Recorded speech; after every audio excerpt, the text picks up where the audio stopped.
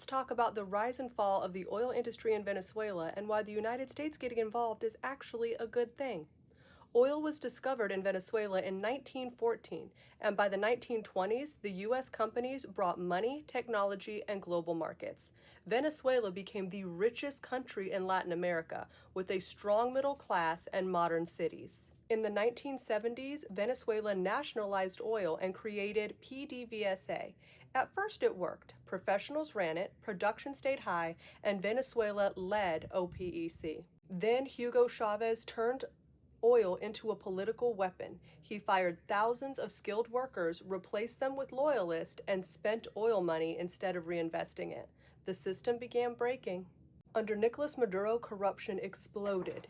Infrastructure collapsed, and oil production fell off a cliff, and this is before U.S. sanctions. There's a common misconception that that happened because of U.S. sanctions.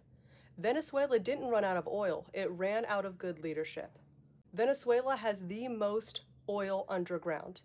Over 300 billion barrels of proven oil. That is way more than Saudi Arabia or the U.S. But right now, it only produces a tiny fraction of that because of a lack of investment and bad infrastructure.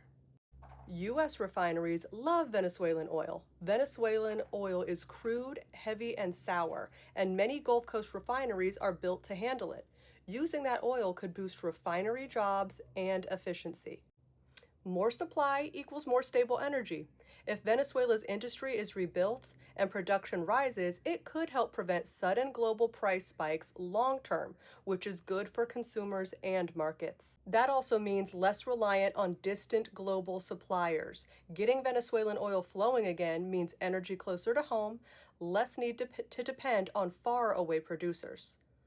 U.S. companies could rebuild and modernize the fields.